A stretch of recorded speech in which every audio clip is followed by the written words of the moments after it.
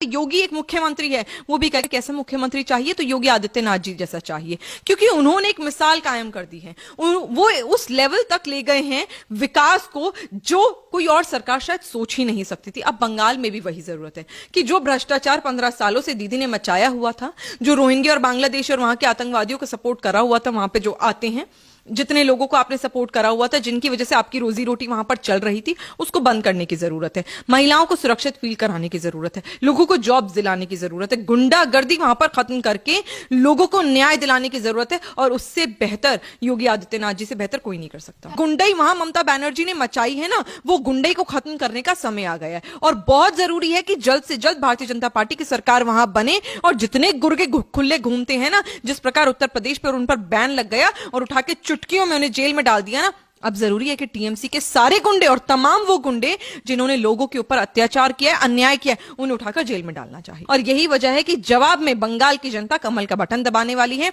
और भारतीय जनता पार्टी की सरकार वहां बनने वाली है। मैम, वेस्ट बंगाल में जो अभी रैली हुई थी सीएम योगी आदित्यनाथ की, उसमें उन्होंने कहा था कि अगर हमारी सरकार वेस्ट बंगाल में आती है तो यहाँ पर जो टीएमसी के गुंडे हैं, जो इनोसेंट यानी कि मासूम लोगों को मारते हैं, हम उन गुंडों को अपनी जान की भीख मंगवा देंगे। तो बिल्कुल सही है ना, यही होना चाहिए। ये तो वो बात है जो सालों पहले ममता बनर्जी को करनी चाहिए थी, पर कैसे करती, क्योंकि ममता बनर्जी के गुंडे खुद वहां पर लोगों को मार पीट रहे हैं। हाल ही में हमने देखा कि एक भारतीय जनता पार्टी के कार्यकर्ता को, माताजी को किस प्रकार मारा पीटा गया, वो उन्हीं के गुर्गे थे। ये कोई नए लोग नहीं है, क्योंकि ये तो देखा गया है कि इतने सालों से, याद है लोकसभा के चुनाव में किस प्रकार भारतीय जनता पार्टी के कार्यकर्ता को भगा भगा के मारा था टीएमसी के गुंडों ने।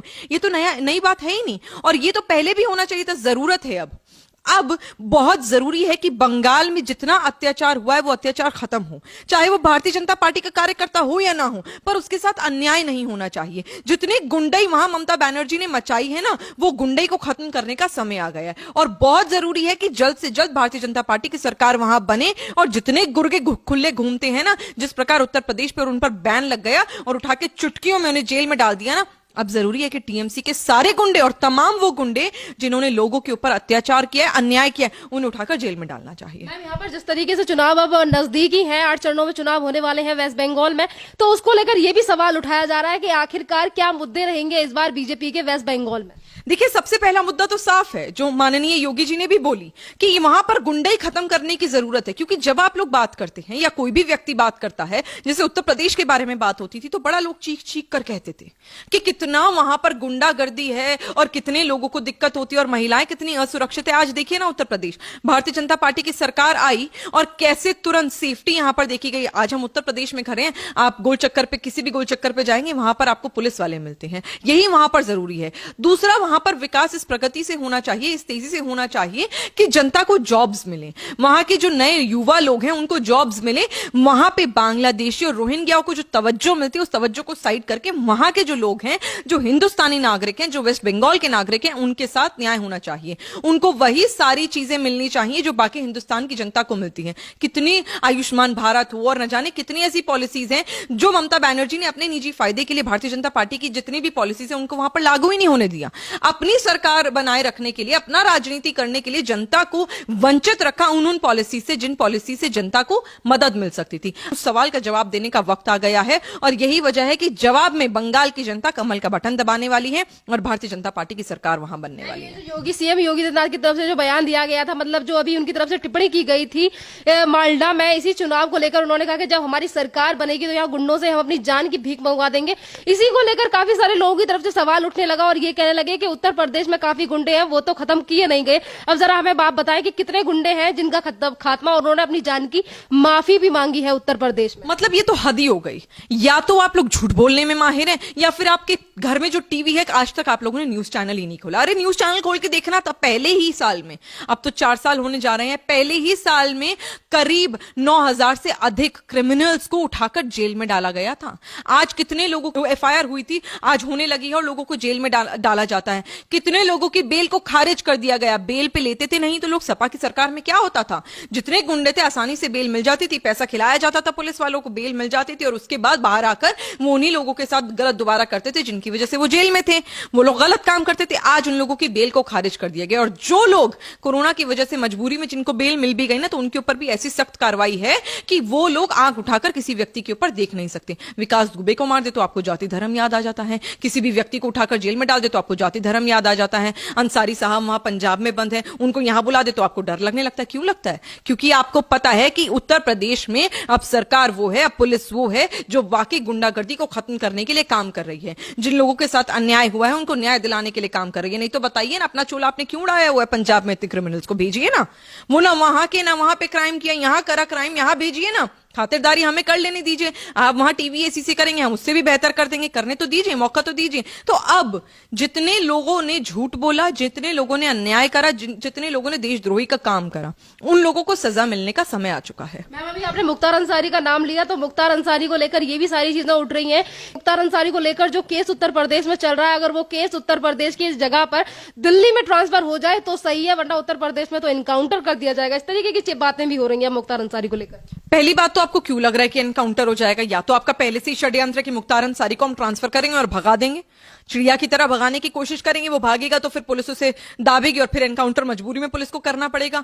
और दूसरी बात यह है कि आपको यह लगता है कि मुख्तार अंसारी को अगर मार दिया जाएगा या उसे पकड़ लिया जाएगा या फिर उसको कैद कर उससे कार्रवाई की जाएगी तो आपको यह लगता है कि वो आपके काले चिट्ठे खोल देगा। क्योंकि पुराने संबंध समाजवादी पार्टी हो, बसपा की सरकार हो या फिर कांग्रेस की सरकार हो, निरंतर हमें पता है कि अंसारी के, मुख्तार अंसारी के संबंध रहे हैं। आपको यह डर लगता है कि मुख्तार अंसारी के पास जितने खुफिया राज है ना आप लोगों के, वो राज खोल दिए जाएंगे। और कोई एनकाउंटर का डर नहीं है। एनकाउंटर का डर सिर्फ उसे होता है जो कहते हैं ना चोर की दाढ़ी में तिनका, उसे ही होता है जिसे पता होता है कि मुख्तार अंसारी को भगाने का प्लान है। अगर भगाने का प्लान नहीं होगा तो वहां पर एनकाउंटर नहीं होगा, और भगाने का प्लान नहीं अगर वहां पर नहीं होगा तो सबसे पहले तो आपको डर इस बात का लग रहा होगा कि आपके राज खोल दिए जाएंगे।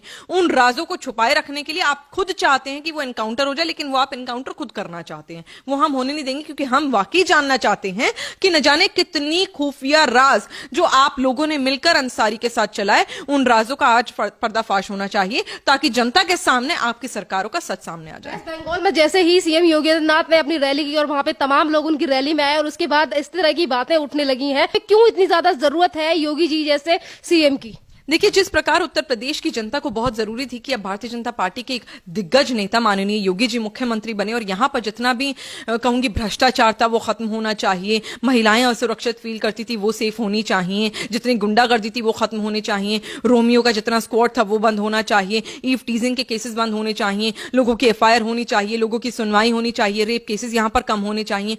अब जिस प्रकार जनता ने देखा है, आप सिर्फ बंगाल नहीं, हिंदुस्तान के किसी भी कोने में चले जाइए जहां भारतीय जनता पार्टी की सरकार नहीं है, वो भी अगर कोई भारतीय जनता पार्टी का नहीं भी होगा ना कार्यकर्ता और उसे पता होगा योगी एक मुख्यमंत्री है, वो भी कहेगा हमें कैसा मुख्यमंत्री चाहिए, तो योगी आदित्यनाथ जी जैसा चाहिए। क्योंकि उन्होंने एक मिसाल कायम कर दी है, वो उस लेवल तक ले गए हैं विकास को जो कोई और सरकार शायद सोच ही नहीं सकती थी। अब बंगाल में भी वही जरूरत है कि जो भ्रष्टाचार 15 सालों से दीदी ने मचाया हुआ था, जो रोहिंग्या और बांग्लादेश और वहां के आतंकवादियों को सपोर्ट करा हुआ था, वहां पे जो आते हैं, जितने लोगों को आपने सपोर्ट करा हुआ था, जिनकी वजह से आपकी रोजी रोटी वहां पर चल रही थी, उसको बंद करने की जरूरत है। महिलाओं को सुरक्षित फील कराने की जरूरत है, लोगों को जॉब दिलाने की जरूरत है, गुंडागर्दी वहां पर खत्म करके लोगों को न्याय दिलाने की जरूरत है, और उससे बेहतर योगी आदित्यनाथ जी से बेहतर कोई नहीं कर सकता। कुछ लोग ऐसे हैं जो इन सारी चीजों के अलावा ये बात करते हैं कि योगी सरकार जो है वो मुसलमानों से नफरत करती है।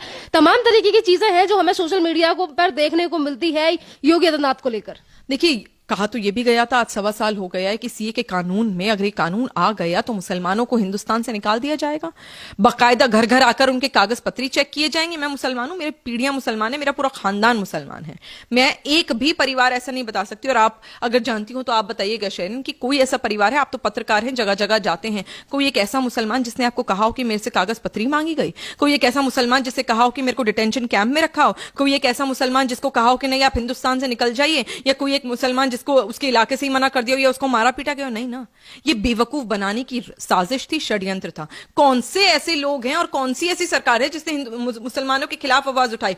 योगी जी 4 साल हो गए हैं, मुझे बताइए मुसलमानों के खिलाफ कुछ हुआ? जिस रोड पर आप चलते उसी रोड पर मैं चलती हूं। जो पॉलिसीज योगी जी हिंदुओं के लिए बनाते हैं वही मुसलमानों के लिए भी बनाते हैं। हाँ, अगर ऐसा योगी जी ने करा होता कि हिंदुओं के लिए जो पॉलिसीज बनाई थी उससे मुसलमानों को वंचित रखा जाता तो मैं मानती। उल्टा मुसलमानों के लिए तो अधिक से अधिक पॉलिसीज और है। अगर हिंदुओं को 2 मिल रही है तो मुसलमानों को 4 मिल रही है, क्योंकि माइनॉरिटी कमीशन है, क्योंकि भारतीय जनता पार्टी की सरकार में जितनी माइनॉरिटी के लिए पॉलिसीज आई है ना, वो कभी किसी सरकार में नहीं थी। तो सिर्फ शब्द पर क्यों जा रहे हैं? बकतम तो बहुत कर लेते, लिखतम देखिए ना, आप पॉलिसीज देखिए। अगर आपको शेरिन यहाँ पर, आप तो चलिए माइनॉरिटी से हैं, अगर हमारे साथ बाकी लोग हो ना जो मेजोरिटी से हैं, जो हिंदू हैं, जो बाकी हैं, उनको 2 मिलती हैं तो हमें 4 पॉलिसीज का हक मिलता है, क्योंकि हम लोग माइनॉरिटी से हैं। और वो हक भारतीय जनता पार्टी की सरकार ने बखूबी निभाया है। उसको गलत कहने वाले खुद गलत है, अपने गिरबान में उन्हें झांकने की जरूरत है। वेस्ट बंगाल का चुनाव आने ही वाले हैं और ये भी बात है कि एक तरफ ममता बनर्जी की तरफ से कैंपेन चलाया जा रहा है कि आएगी तो बंगाल की बेटी ही, तो कितनी ज्यादा भारी पड़ने वाली है भाजपा इस बार ममता बनर्जी पर? देखिए, सरकार बनाने वाले हैं भारतीय जनता पार्टी की सरकार, हम नहीं बनाएंगे, बंगाल की जनता बनाएगी। क्योंकि अब बंगाल की जनता को चाहिए, आपने कहा ना कि वहां पे योगी जी ने ये कहा, उन्होंने ये कहा, क्योंकि वहां की जनता ये चाहती है। स्वागत वहां पर बंगाल की जनता कर रही है। आप देखिए ना, रैलियों में जाइए, नड्डा जी की रैलियों में जाइए, आप योगी जी की रैलियों में जाइए, जितने तमाम वहां पे भारतीय जनता पार्टी की रैलियां निकल रही हैं, ऐसे इतने लोग हैं वहां पर कि कहने की हद नहीं है। आज जनता को वहां पर बदलाव चाहिए, क्योंकि जनता ने खूब मौका दिया। जिस प्रकार हिंदुस्तान की जनता ने कांग्रेस पार्टी को मौका दिया ना, 85 साल जीने दिया, यहां पर रहने दिया और देखा कि आपको हम लोग परखेंगे, परखा और आपने काम नहीं करा, उसी प्रकार आप भी फेल हुए। आज यही होने वाला है बंगाल में। 15 साल आपको रहने दिया, 15 साल के बावजूद अगर आप विकास नहीं कर पाए ना, वहां पर गुंडई और आए दिन लोगों को मार दिया जाता है। एक माता की आज भी कंप्लेन है कि आपने उन लोगों को उन्हें मारा और आप लोगों में से किसी ने सवाल नहीं उठाया। तो ये जनता देख रही है। ये सुपड़ा अब जनता साफ करे कि भारतीय जनता पार्टी के कार्यकर्ता को सिर्फ और सिर्फ वहां के लोगों के विकास करने की जरूरत है। Thank you ma'am.